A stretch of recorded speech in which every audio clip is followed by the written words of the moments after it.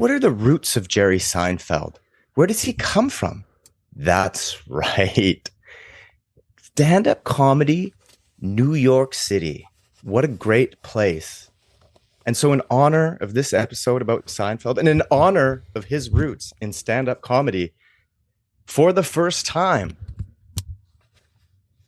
in his professional career, I would like to introduce to the microphone the man, the myth, the legend, the pylon himself. Going first, giving his stand-up routine, Mr. Hayden Woodhead. Take it away. Hey.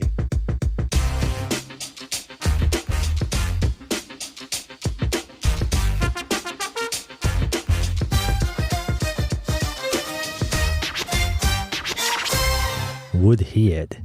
I sound like I'm from Eastern Europe. Mr. Hayden Woodhead. Woodhead. Okay. All right, here we go. How's everyone doing? Man, it is good to be in the city. I gotta say, I don't really get out that much, which you can probably tell now that you're looking at all of this. Like, if I were to tell you I had goats, you probably wouldn't be shocked. Like this motherfucker here on the left and the right, I should say. Yeah, I can see it. Okay, first of all, I don't like how hard you're smiling and how hard you're not laughing. But you know what? Goats are fucking awesome. I have 4 goats, and the only bad thing is caring for their fucking hooves. You know how many hooves that is to deal with? Anyone? How many? How many? I love watching people just scramble to do math. Pretty sure this guy over here, Justin, he just pulled out his calculator on his phone. It's 16, bro. Don't worry. There's no final grade. You don't actually have to do maintenance on their hooves, though. I just like to watch people struggle to do math. It's kind of my thing. Like, the more you're struggling, the more excited I get inside. Take that how you will. And I realized as soon as that left my mouth, how kind of rapey it sounds. But, you know, it is what it is. See, goats sometimes get a bad rap.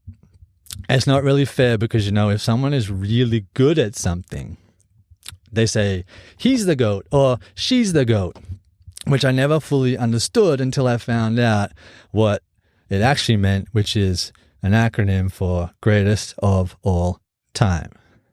I just thought people had mad respect for goats, which, you know, if you had goats, you would understand. The problem is when I tell people I have goats, they always say, cool, do you have chickens?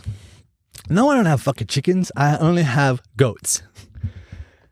And what do chickens have to do with having goats? There's no chicken-goat dynamic thing going on here that I don't know about. But because I automatically have goats, I automatically have chickens. But anyway, I have 12 chickens, but that's not the point. I just like to say, yeah, I don't have chickens. I only have goats. Which brings me to the next point. I don't like to talk about my chickens. I'm only going to talk to you about my goats. And if I say yes, you're going to want to talk to me about my chickens. And I hate talking about chickens because it's always the same old shit. Like, oh, cool. Do you have chickens? Do they have eggs? Wow, fresh eggs. Cool. How many eggs do you get a day? Like the same stuff over and over again. You see, I know that you were, you know, the audience, you guys out there, you were all thinking the same thing. And then it's like, what's next? You're going to ask me if I have a fucking cow?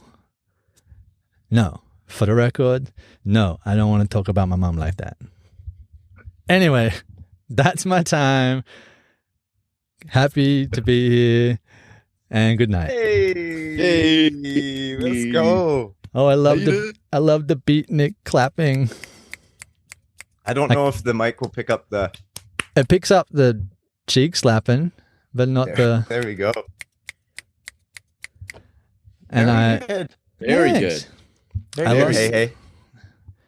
And I'd like to thank my little writer. ad-libbing. There was. What's that? So I'd like to thank my writer.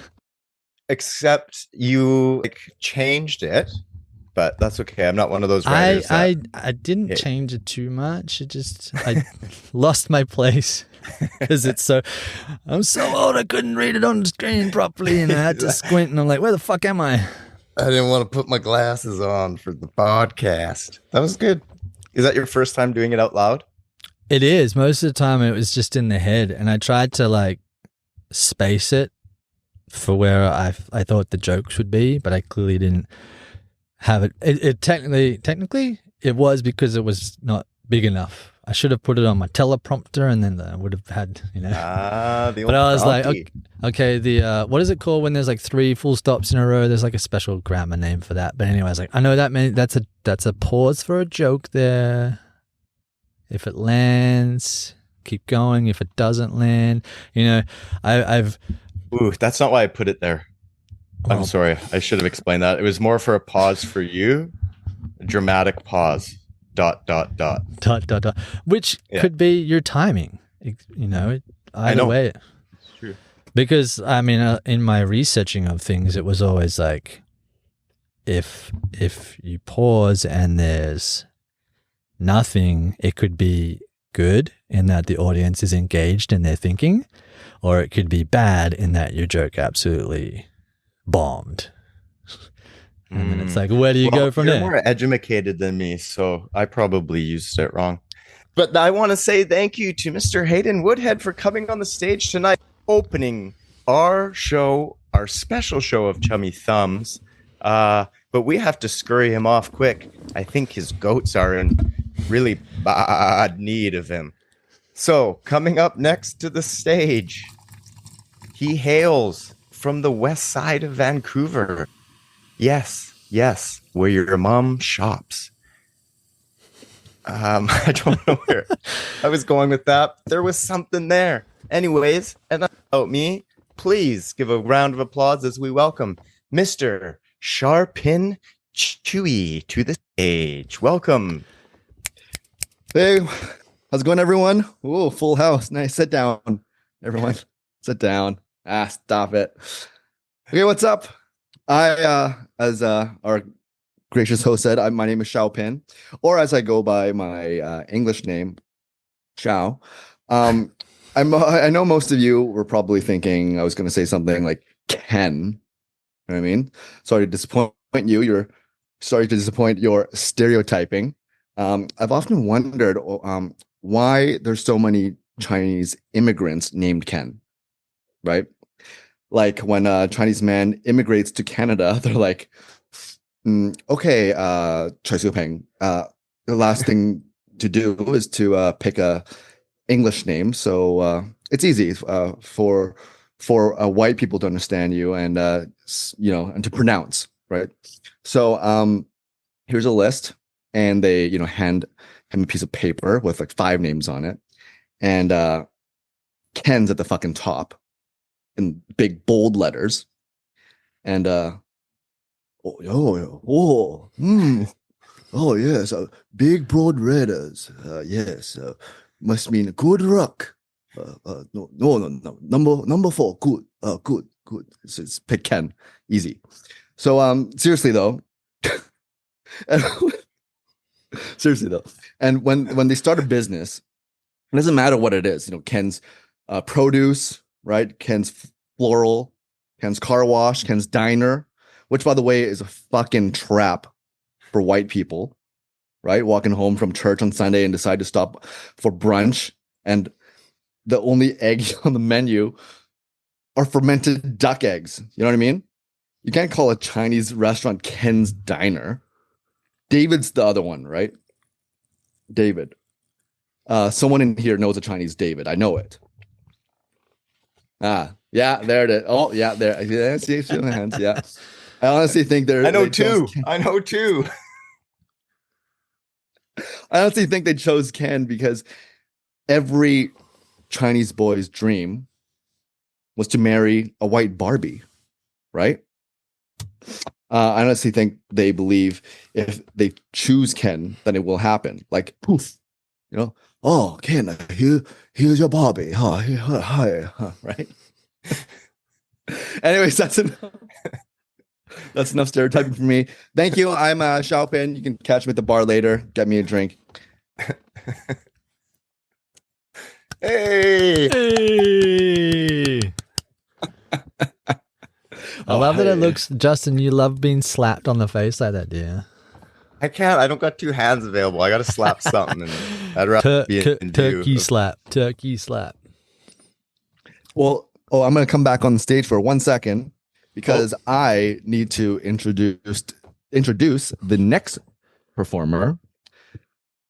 He is the first half. He's the headliner for our first half. Okay, so give him a real warm applause. He is not from this province, but we graciously welcome him now with open arms. He did save the king one time. Maybe we'll talk about that later. But without further ado, I'm gonna give it up for our next performer, Justin Turnbull.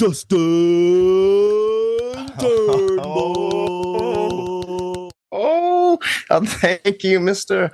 Shopping Tween.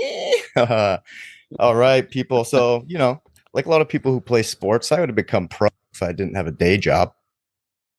See, I still believe I am a pro, that is. My mind tells me yes, but my body keeps on telling me no. These little signs, subtle hints that keep popping up to remind me that maybe it's time to slow down. I noticed my hamstring was feeling a little tight. I mean, okay, not just a little tight, like a lot. Like, think about when you sneeze and your body kind of naturally bends forward. Now apply that same motion to touching your toes. That's about the mobility I've got. All right. So the other morning, I wake up, I lie there wondering, fuck, how do I get up? I'm either lying or I'm standing. I can't actually sit on the edge of the bed. It's a real problem. Now listen, most men would be happy to be that stiff in the morning. My dad, right?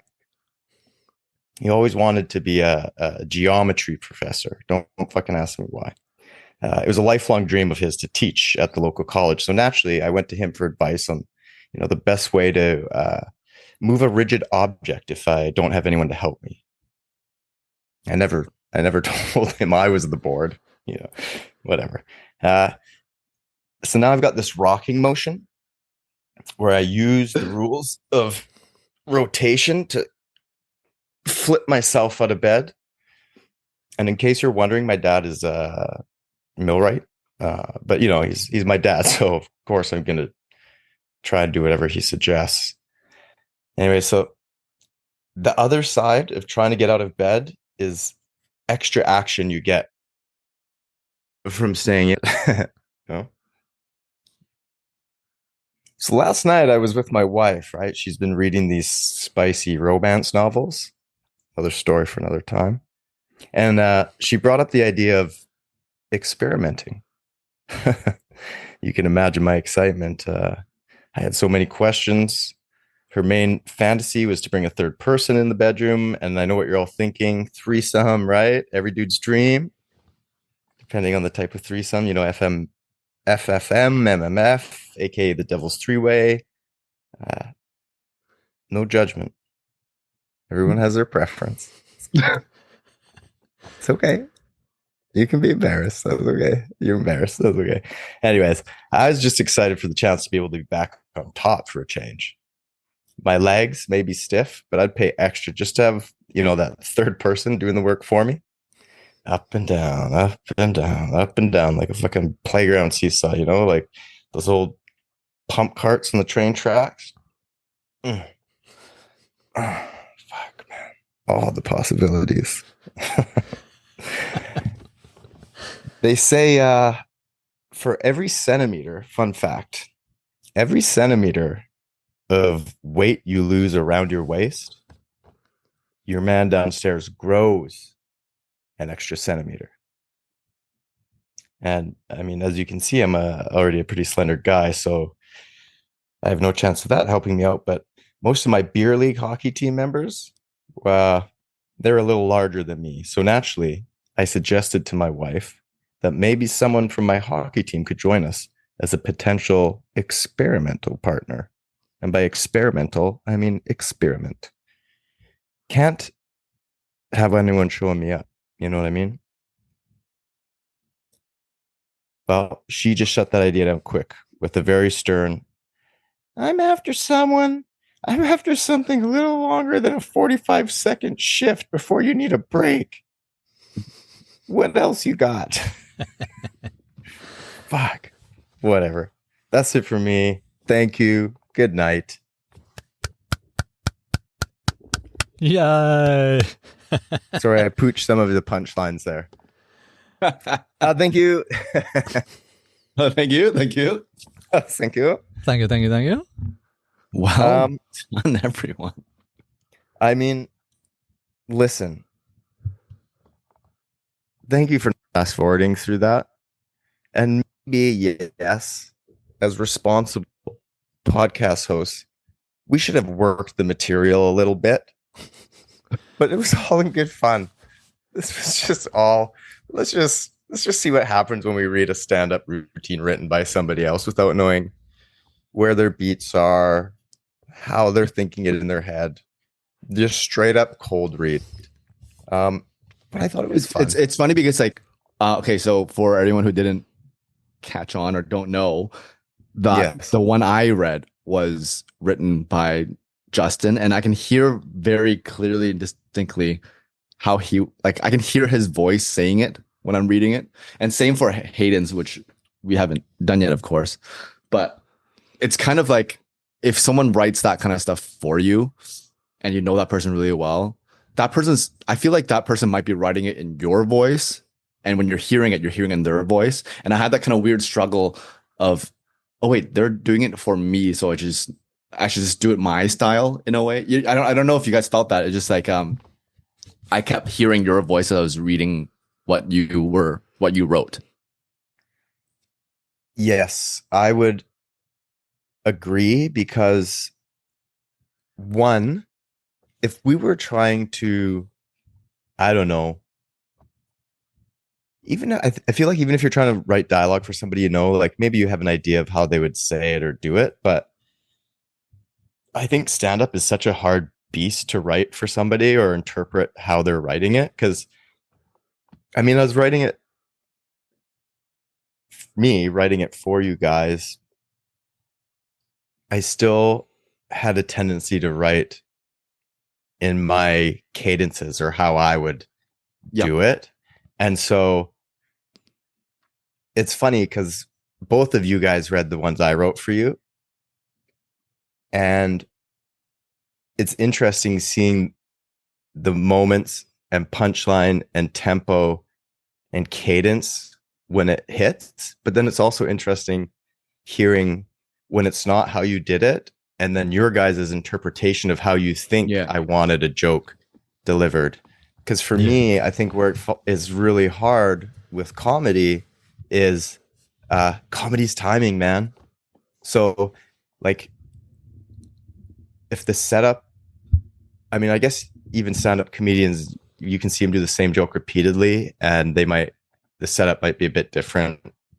Punchline's always a punchline, but how they deliver it, how much pause they put in, how are they reacting to the audience, where their energy level is, So and that's why I also know that a lot of stand-up comedians now, including Bill Burr and Matt Rife, they still like to be in charge of their own editing because they have full control of the timing that way, right? If you do a special, if you shoot a special and you give it to an editor to do, they can completely butcher it in a way that, you didn't expect, right? So bringing it back to what we want to talk about is that right off the bat, when we decided that we were going to do an episode on Seinfeld, look, I love the show a lot. I think even till now, there's a lot of things that we reference in everyday lives and all that stuff. And we'll get into that in a second, how that show itself and him as a person can change, so the landscape of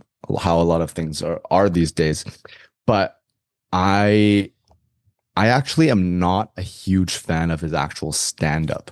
I don't know what it is. It's like if I remember there was a time when he was really big, of course. He was I think he was on a talk, maybe it was Jay Leno or something, and I watched his thing, and I for some reason I just didn't think it was funny at all. And I think he had a stand-up special as well on Netflix or something not too long ago, and I watched it, and I don't recall really laughing much. But his writing and stuff, his show is hilarious to me. What do you guys think? What do you have any thoughts on his stand-up? I do. Hayden, I'll let you go first. I was just gonna say, I think it's sort of my opinion on it is my opinion. Like I'm a think tank of knowledge on it. Is it because he became such a big presence and everybody's first introduction maybe to like that type of stand-up, it might have become an oversaturation of a style. So you kind of, like with a catchy pop song, you like initially you're like, yeah, fucking this is the shit. And then the more you hear it, you kind of get sick of it. So maybe it might not be the case for you, Shao, but maybe that's like, or with, you're going to hate me for this, but the reason why people like dislike Nickelback so much, they write really good songs, good formula, good catchy stuff. I like Nickelback. Are you about to talk shit about Nickelback? I am the first to defend Nickelback. All right. As a non-Canadian, I walk around with my shirt proudly and I will not stand a by Nickelback it. one, just any shirt. Any shirt, like today's one. But maybe that's why. Maybe it's like, Jerry Seinfeld, he's not an old style, but he has a specific type of joke writing that he managed to crack for himself and his delivery of it, that now, like, even though, he talks about, he is constantly thinking every single second of every conversation that he's having, where is the joke? Where can I find the connection to make a joke? And maybe that's not everyone's cup of tea anymore, because as we've seen, he still sort of sticks to what he's good at, and other comedians out now have a very different type of delivery, I guess. So that's my 2 cents at the moment. Yeah, and I mean, the thing with Jerry, and actually I'm going to lead this into the actual show because it's a beautiful setup. Why he became so popular at the time is because a lot of comics were, it's the 90s, man. Like, think of stand-up in the 90s, right? It was edgy. People were being edgy. And he took this like clean approach, and it was just strictly, it was observational humor. Like, like Hayden's saying about him thinking about it, like, where is the joke in this? There's these little things that happen every day in our lives that seem so mundane that you can pick apart and find the comedy in it, the comedic part of it. Not every part of your life, but like moments, right? There's these little moments. Like, we brought up a perfect one of the Hayden's wallet, right? As soon as he pulled it out, instantly Costanza wallet. Taking something as simple as somebody who packs like a fucking month's worth of travel in their wallet and carries it around with them. When you see that, to anybody else, they might be like, oh my God, like, that's a big fucking wallet. And then they're able to take that and make an entire sort of episode around something like that. And I know, so I'm with you, Shao. I'm not a big fan of his stand-up. I think I don't know, he's got some good jokes for me, but his stand-up, I don't think I could sit there and watch a full routine of his. But Seinfeld could put on any time. Yeah, totally. And what I was just thinking about this as you guys were saying your points, is that I also think that stand-ups are, for me, what I like for an actor as well is what they do outside of acting as well. If someone's a kind of a douchebag or something like that, it's harder for me to like them, right? So, I think Jerry has some sort of I mean, there's obviously clips of him being not like the friendliest person. And I've read stories that he's not very much, like, not very approachable and stuff like that. Maybe he has some sort of, I don't know if he's actually very, Kate thinks he's big-headed an or like asshole. ego. Say again? Kate thinks he's an asshole. Like Kate But that's does the thing not that like him. She the thing thinks I can his- see that though. I Yeah. mean, there's that very viral footage of Kesha, I think it was. Did you guys see this one where they're on a red Yes. carpet or something like that, and then she kind of expressed her love for him and wanted to hug him or something like that, and he was Yeah. just like, no, I don't know who you are, like, don't that kind Yeah. don't touch me, that kind of thing. Yeah. And yeah, I mean, like, I'm not judging it based on that video because maybe he was having a bad day or whatever, but there's a lot of other instances where I've heard stories that he's not that And this- nice or whatever. Yeah, like hers is even strictly pulled from like the jokes and the show. She thinks he's very, like, just puts people down. Like his comedy is putting people down. And like he's not the only comedian that I feel like she would feel that way about, because as we've talked about Bill Burr before, I'm sure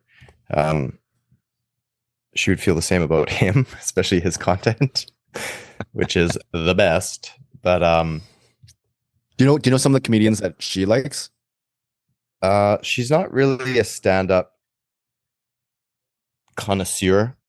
Sure. But we watched this Matt Gates. I think I talked about him in the last episode. Yeah. Because he's very dry, clean, but really, really funny. Fair. But yeah, let's get into. Do you want to get into the show a bit? Yeah, please. Yeah. Because I just have, because he's made so much money off this show. Him and Larry David, and a lot of it came through back end deals when they signed on, and they got a major cut of it, which you don't see too much from studios anymore. I wouldn't say it's all from Seinfeld. I know Friends, they got some too, but it's a big part of it. And then, of course, when streaming services came along and Seinfeld, I think Netflix paid $500 million for syndication. Or they got, Jerry and them got paid because of show through syndication. Netflix bought the rights for $500 million, which they get a kick of. I mean, the guy's worth like $1 billion, I think, if not damn close to it. And a lot of that is through Seinfeld. But what I really liked about it, well, yeah, B movie too, actually. Yeah. That's such an underrated classic. Yeah, I really like B movie. It premiered at Cannes, didn't it? It was a Cannes premiere, I thought. Oh, I'll look that up while you keep talking. Yeah. Look it up. So Seinfeld, he was a stand-up with Larry David in the 90s, and Seinfeld, became very popular and famous after doing Johnny Carson. And that's sort of where he got known and became famous. And then NBC ended up approaching him and wanting to do like a sitcom. So Jerry, he reached out to his good friend Larry David, because he thought sort of Larry's style was, he's kind of dry, but self-deprecating, and he thought could bring a little bit of edge to the show. And when they were thinking about what they wanted to do for a sitcom, and I think this really plays into why it became so big, is because a lot of sitcoms at the time, they were either like sentimental or had to do with like morals, like family stuff, where all of a sudden Seinfeld, they came along and they said, we don't want to do that. What do we want to do? Which led to the very famous pitch when they ultimately decided what they wanted to do. Was when they pitched it to NBC, they pitched it as a show about nothing, right? So, That's and hard to sell, originally it was. Can you imagine that? It's hard to sell, but that's what the whole pitch was. It was like about these mundane events that happen in life, and just and actually originally it wasn't even supposed to be in a typical sitcom format, but they were actually, because each episode starts with a little stand-up bit from Jerry, and then it gets into the episode. And so originally what they had planned, or what they thought it was going to be, was they were actually going to be following Jerry around and following him and showing how he comes up with his material for these bits. Mm-hmm. Ultimately, it didn't go that way, and thank God, because as I'm sure entertaining as that may have been to some people, it obviously wouldn't be the Seinfeld that we know it today, with those big characters like Costanza and Kramer and Elaine, and all the supporting cast with it. So, and it wasn't, even when the pilot premiered, it didn't come out to like huge sort of success. It sort of took time. But yeah, I think the mix of his and Larry David's comedy styles and this new approach on how to do a sitcom, to take it from what it was to a show about nothing, is largely in part why it had such huge success. Mm-hmm. Can you guys think of any, off the top of your head, any of your favorite side characters? Not the main four, but any of the I mean, like Soup Nazi or like Putty or whatever. I think one of my favorites is Bryan Cranston, like the dentist. Yeah, I think it's so funny. Converts to Judaism so that he can make all of the Jewish jokes. So good. That's a good one. That's a really good question. Yeah, I'm just trying to even think of some examples. I don't know. Like, I don't even know if they'd be side characters, even just like guest stars. Like, there's just so many. Yeah. Great guest stars.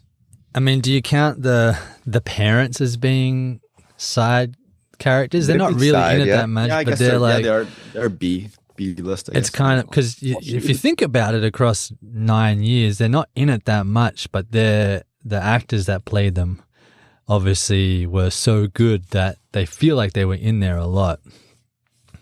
Yeah, and especially, I can't remember his name, but Ben Stiller's dad, Mr. Stiller, Jerry Stiller. Yeah, just over the top.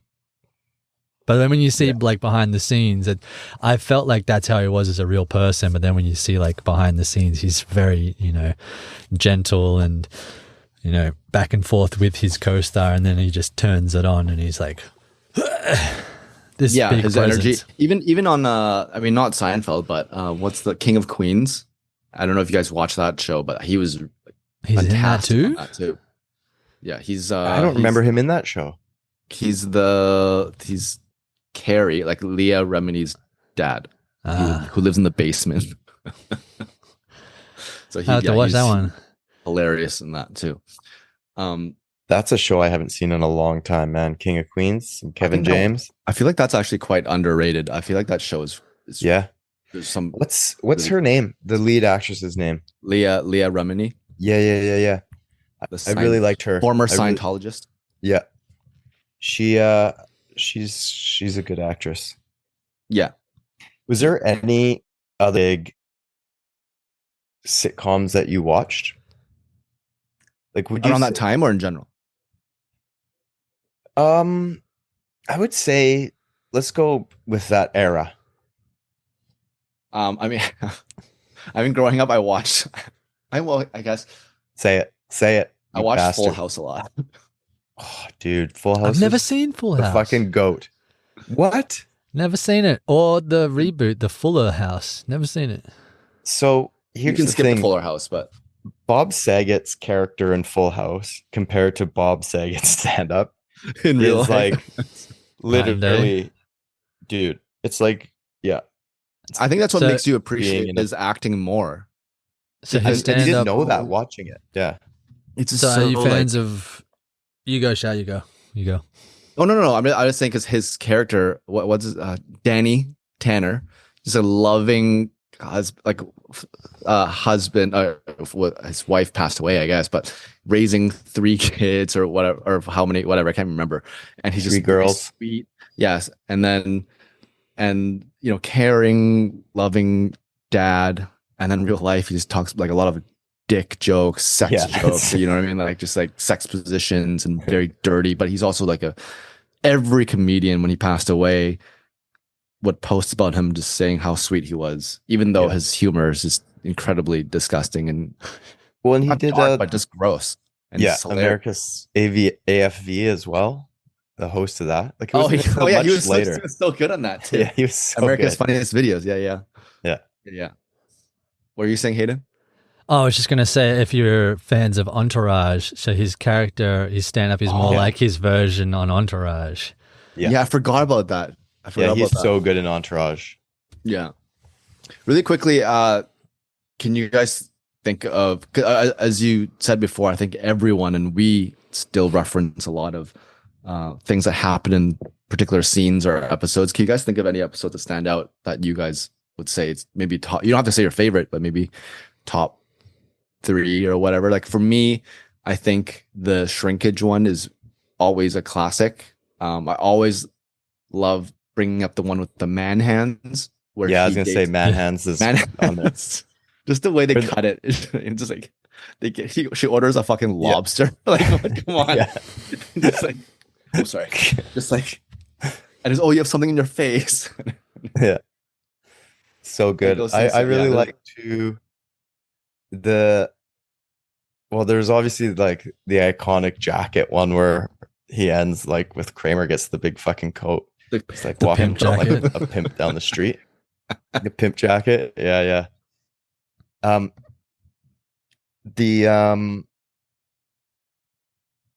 gosh, I let Hayden go in while I try and think of the one it's on the tip of my tongue. There are so many, like the ones, I mean, I like the one where George gets like the underneath of his desk changed into like a little. He's sleeping. Yeah, he turns it into like a house. And there's like so many that you can't. They can't think of one of the find their way out of my brain. Yeah, condensing 10 seasons into. Yeah, whatever. I mean, 10, right? Yeah. What did you guys? I gotta be honest. I'm gonna diverge, change direction, change here. Did you? Because I gotta be honest with y'all. And I've never watched an episode. Can't say this about too many shows, but there are some, but not too many shows that I liked. I never watched the finale. And then I know like it got major backlash and they've been talking forever about like possibly coming back for one more season. And but did you guys watch the finale and what did you think of it? I did watch it. I mean, I do agree that it's probably there's a lot of shows, a lot of great shows, as you know, Justin and Hayden, that really strong start, great last season, and then the finale is just kind of, I think Seinfeld is up there. I think Dexter is up there. I think Lost, or whatever, just the decline of how a show was so great and then it just ends in a way that, it's not ideal for a lot of fans. But I mean, I remember. Sorry. Do you know what? Do you remember what that's called? So I have a couple of shows for me that happened. There's a term for it. You mean like what's it called? Like jumping the shark? Yeah, jumping the shark. Right? Oh, is it? Oh, yeah. I don't. So it comes from Happy Days. There's an episode from Happy Days, and long-running TV show, and is like they fucking did an episode where Fonz literally is like water skiing, and he jumps over a shark. And so this thing where when you run out of ideas, it's like, oh, just have them jump a shark.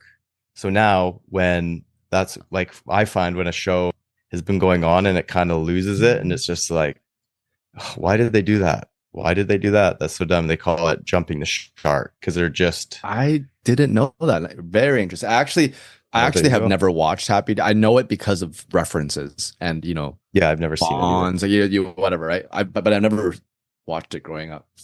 I've never On seen that it. though, I don't think that Seinfeld had a jumping the shark point. I mean, I know people because there was no real through line. Yeah, which is something that I was going to bring up. That like in development, because we moved rapidly, which is something different for us. Larry David was like when he was not conspiring. When he was working with Jerry. Way to make it sound evil. When he was scheming and they were pitching it to NBC, they were very adamant that every character had its own storyline, but every character never learnt from the lessons in the episodes, so that there was no continuous through line. Mm-hmm. But even though they sometimes did choose to continue on plot points and character relationships and whatnot, it was always like these characters never learnt. So I think that would lead to why it was so successful in that they never had a jumping the shark moment, because they didn't have a through story that they had kind of run out of.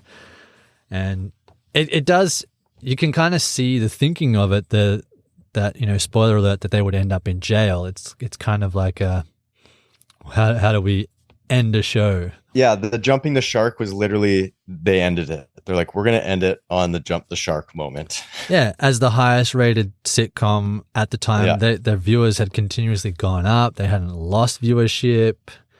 So it's like... So we're going to end it on a high note. We're just like, let's try something else. Hayden, I know we're going to get to a game. Shao, I know we're going to get to a game. I had a question actually specifically for you, Shao. Do you, because I mentioned earlier about the $500 million Netflix deal for Seinfeld? Yes. And so I was curious, do you get any checks for anything? Like, have you ever done anything that's been picked up by Netflix? No, I've never made it onto Netflix. Even in the Hong Kong Netflix, I've never made it on. So I don't know. I don't get any residual checks or anything. Yeah. So hold on, I got a little dirt on my shoulder. I'm just gonna brush that off real quick. So I started getting checks. Sorry, I don't know how that got there. So I started getting checks in the mail from my agency, and I haven't acted for a number of years now. And the first time I was like, oh, this is interesting. I wonder what this is. And I opened it up and it's a check. I thought, oh, what am I getting paid for this? Because like I had mentioned earlier in the episode as well, not many actors get back end deals, right? So when I sign a contract as an actor, I sign something and it's a buyout. So they pay me 105% of my earnings for that episode I did. And then that basically means that if they re-air it or anything like that, they don't have to cut me a check. Mm-hmm. Anyway, so I started getting checks in the mail, and I figured, oh, it must be because these are some of the shows that I've done that got picked up by Netflix. And so there must be some other deal that buyout doesn't include rights, like the show rights being paid to or being bought by a streaming service. Right. Okay. So it's interesting because, and it's kind of like a fun little surprise. I get a mail and it's like, ooh, like, what's this one going to be worth? Anyway, so how many shows are you in that have made it into Netflix? And I'm assuming it's Netflix. Some I know. Well, I mean, there's Supernatch, right? There's Supernatch. There's Louder Milk, which is the one that I get most messages from people about.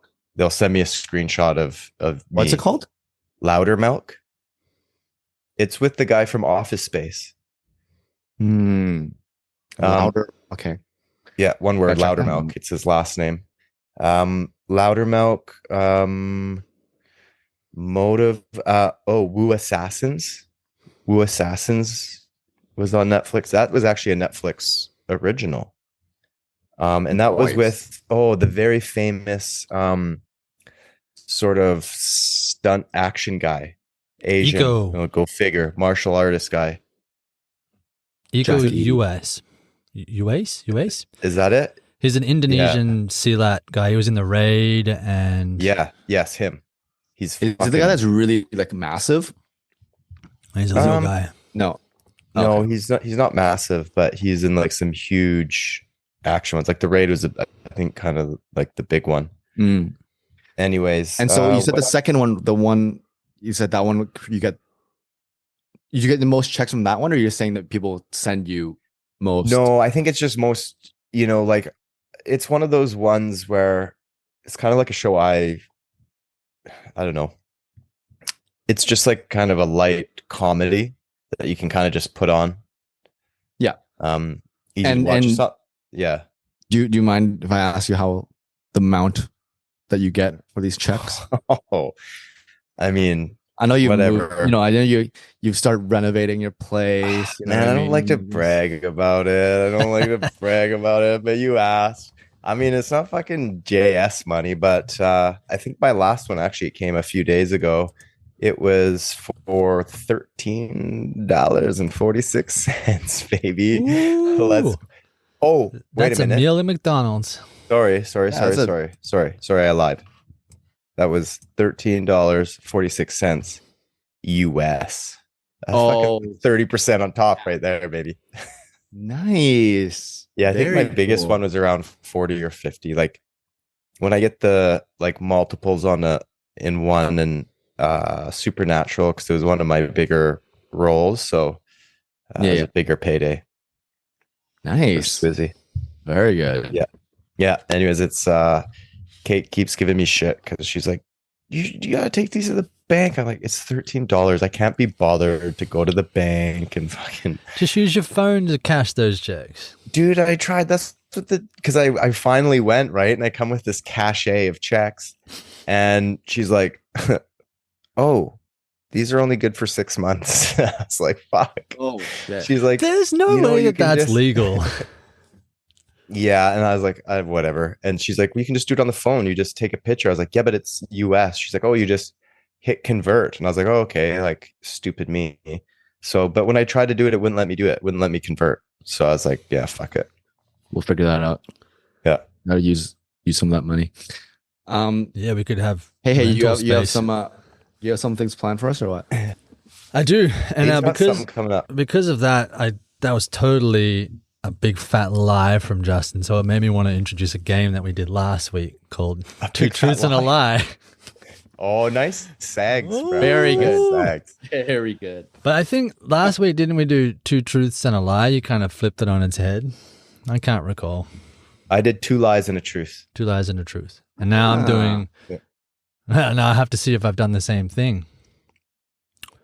I have done, or I might have actually just picked... Fuck, I didn't even pay attention to my own thing. Anyway, I'm going to read these questions to you. It's a fun little game based on... We don't know if there's one lie or one truth. Well, like, as I read it, I'll know. As I'll read it, I'll know. And I'll be like, okay, tell me which one is as we go. I may have been doing it like right before we were recording, and I got to 4, and I was like, yeah, that's a good amount. And then I was like, wait, no one can win if there's only 4. So I had to come up with a 5th one. Are these Seinfeld? These are Seinfeld related ones. So nice. Play along at home. See if you can beat Shao and I. So some of them might be extremely obscure, and who knows? Are we digging into this one as well, like last time? Yeah. No, and okay. The answer has to be in the form of a question. Okay. All right. So folks playing at home, you're playing along with Shao. You're looking so shifty at me, and Justin. No, I'm just trying to get my game mentality on the thing. Okay, we'll start with question number 1. You know what he's doing? My normal eyes. I just want to say, like, really quickly, I was gonna just like rag on you about, not rag, but comment about how you should give up your dreams of being a game show host because you fucking just dig my own hole. just dug your own hole at the beginning. I'm But waiting then for a it's like, I don't know what the ruls of the game are. I'm just gonna say shit, and you answer it. I'll know after. number I say one it, show whatever. on television. I don't know but what the then I was rules like- are. Yeah, but then it just really flipped, because then like I felt like I was about to cut to a fucking commercial break, because when you're waiting for, and you're like in a game show you're watching, and then the host is like stalling, and then it's like, oh, We'll be find right out. back. We're right for this commercial break, and that's what I felt. So anyways, It's like Who Wants to Be a Millionaire? Is that your final answer? Yeah. And we'll be right back after these short announcements to Yeah. then stall some more, because that show could probably be over in about 10 minutes. But, that's not this show. So to hurry along now before we dilly-dally too long, question number 1. But we need to know if we're looking for a lie or a truth. Yeah. I know you'll know after you read it, but we need to know. All right. Shao's going to sing us a quick song. While You need to figure find me. You need to find me the lie. Question 1. Find me the lie. Okay. Find the lie. Okay. Okay, question 1. And I've categorized each question so you kind of know what's coming. So this first one is question number 1, the Seinfeld effect on other TV series.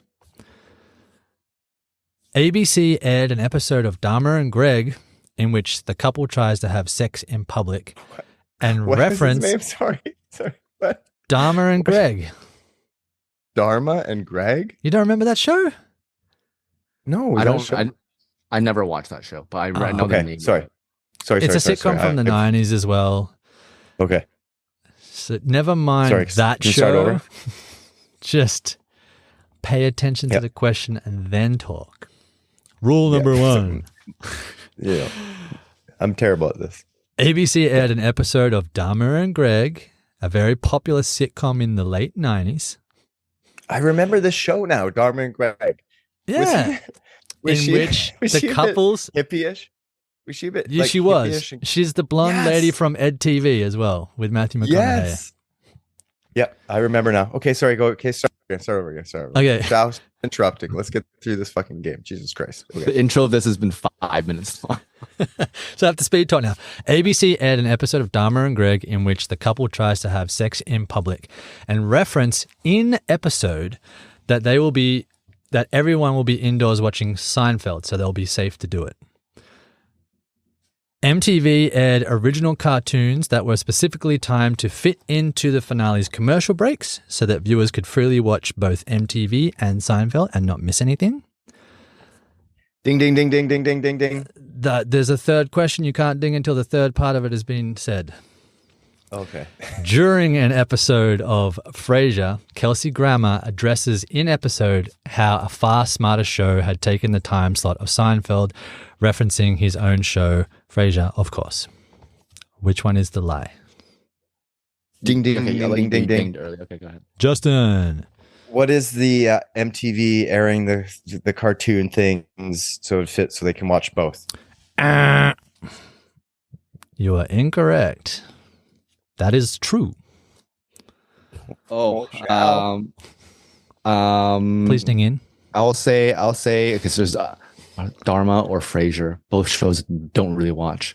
Great. You know what? Which one was NBC? You got to go. Which one was NBC? Because they would. Dharma was ABC. He said it, but Oh, don't listen to me. I was fucking so wrong, Shao. Don't listen to I'll me. say what is Frasier saying the thing?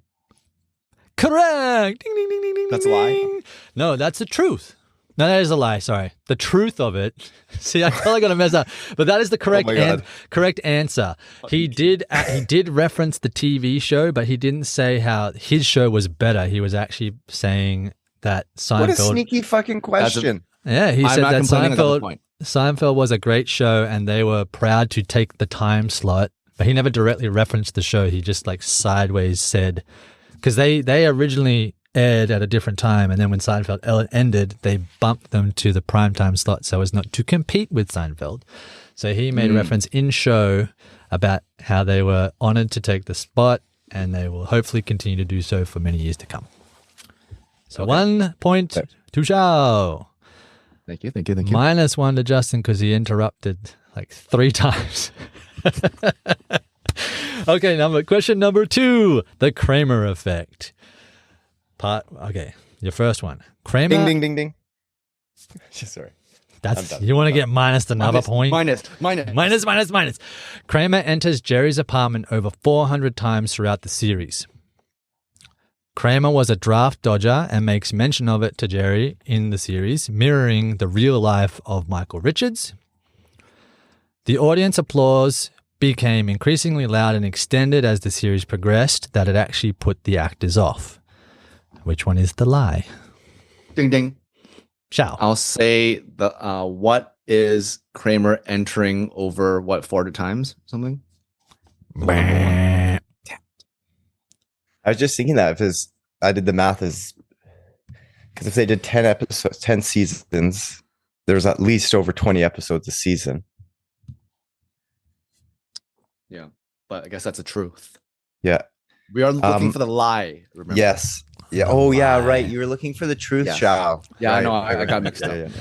That's Ding, my ding, fault. Ding, ding, ding. Justin. Ding, ding, ding, ding. What is the laughing so hard it threw them off? Wait, what was the first question again? First answer again? It was Kramer enters Jerry's apartment over 400 times. oh, okay, the next one then. Oh, the draft dodging. Oh, yeah. Yeah, I think it's the laughing throwing them off. Final answer. What is that? Ding, ding, ding, ding, ding, ding, ding, ding, ding, ding, ding. I actually knew that one was true. So I was between A and B. I always thought they used a laugh track. It was actually the opposite. So Kramer makes mention that he was in the military in the show, not that he was a draft dodger. And in real life, Michael Richards actually served 2 years in Vietnam. So I flipped it again. That one too obvious. It seemed too obvious to me to be like I didn't think. Anyways, So we're still on 1-0. Felt sneaky. 1-0. Yeah. You know me, I'm all about the sneaky attacks. Sneak Yeah. attack. Right. Number 3, who was or wasn't in the series? Barbra Streisand appears as a fictional version of herself, playing a Broadway actor who Kramer becomes infatuated with. Sarah Silverman makes an appearance as a girlfriend of Kramer. Jon Favreau makes an appearance as a clown who doesn't know who Bozo the Clown is. Ding, ding, ding, ding. Justin. What is Sarah Silverman? Sarah Silverman I know she was. is in Seinfeld as Kramer's girlfriend. Dang. Yeah, and then she actually hated that experience too. Anyways, Barbra Streisand. What was the actor for Favreau. Bozo Clown? Favreau. John Favreau. Favy? I'll say that's the lie. I'll say who is Yeah, because John his big thing Favreau. was yeah. That's a good guess. Oh, Both of It's gonna be one of those those were... stupid sneaky bullshit things that he twisted. It's like, oh, I said No, well, I I changed meant the John person. Favreau, not the what? It was Barbra Streisand appears in a fictional version of herself. That was the lie. It was another big singer of the time, Bette Midler, appeared in the show as herself, who Kramer falls in love with and becomes infatuated with. Yeah, I forgot about still alive. I'm still alive. Still alive. 1-0. Question number 4. This is comedy duos. Who influenced Jerry Seinfeld the most? Laurel and Hardy, Statler and Waldorf, Abbott and Costello, Lucille Ball and Vivian Vance. This has got 4 to choose from. I was gonna say that's 4. So which one's a lie? I don't. I can't This one is remember a all the truth. fucking- This one is a truth one. Sorry, I should have let off with that one. Who is? You know what? Ding, ding, ding. I don't remember any of them except for Lucille Ball, and I don't think that's too obvious. So I'm just gonna say, can I just say a letter like A, B, C, or D? Because I don't remember any of them. Yeah. Can I just say A? No, wrong. Ding, ding, fucking ding. I'm gonna do the Vincent Costello one because that's the only other fucking name I recognize other than the seal ball. Abbott and Costello, correct. Ding, ding, ding, ding, ding. Yay! So Jerry Seinfeld I knew actually that. based his show on the dynamic of Abbott and Costello, how everyone in that show was actually evil or mean for no reason. So that's how they based their characters on. All right, tiebreaker. Here we go. And I'm going to say bonus point here quickly. Can anyone tell me who Statler and Waldorf are? No. No. Well, you guys okay. are boring. Wait, Waldorf Worldwide? No, they were on the Muppet Show. Oh, those two, the The two old guys. The two old dudes, yeah. They were Get off critics, right? stage. Were Yeah, they they were critics? critics. Okay. Okay, tiebreaker time. It's one apiece. Okay. Question number 5. Before you go, what are we looking for? Yeah. Okay, before Truth or you're lie? going, you're looking for the truth. So I did 3 lies and Just 2 fucking truths. Switches it up midway through, eh? Okay. I gotta keep the show, 10 options and fresh and gotta exciting. go, which is Okay, we're running out of time maybe. here, boys. Ready for this? Maybe. Ready for this? Was a 10th season ever going to happen? Yes, but at a hefty price of $10 million an episode. No, 9 season was seen as a logical ending point as Jerry was a fan of the Beatles and they broke up after 9 years. Or yes, but only with an offer of $5 million an episode, which would be $110 million for the season. Which one? Aren't A and C? We're looking for the truth, right? We're looking for, I fucked up again. We're looking for a lie. Oh, for fuck's sake. Okay. Oh, Jesus. Okay. Ding, ding. Fucking ding. Ding, ding, ding. Mm-hmm. Oh, now you got me twisted. A lie. Okay, or the I'll read truth. those again. Looking for a Okay, yeah. lie. I'm gonna go with what is see the A and C both do. I'm doing whose line is it anyway, where you get like, you get to talk out your answer. 'Cause That's they're cheating though, because you could just ding in not knowing and then take the time to think. Okay, well, Yeah, I'm picking B. I'm picking the 9th season. Beatles one? Like the logical one to end, but what's throwing me off is like A and C, they're both very similar, saying like, yes, it was part of the plan, but the reason it didn't go ahead was for different reasons. So then it's like, makes you think, well, maybe it's one of those. But it can't be, because if the other one is a lie and the other is a truth, then then B also couldn't be true, because it wouldn't make sense. Let's see what Hayden has to say about this. Yeah, it's got to be B. No, B is the truth. Oh, then Yes, B is the truth. And I said the lie. You need to show me the lie. Right. Yeah, I fucked that up. Your reasoning was there, but I Yeah. probably Well, messed your mind up. Is it?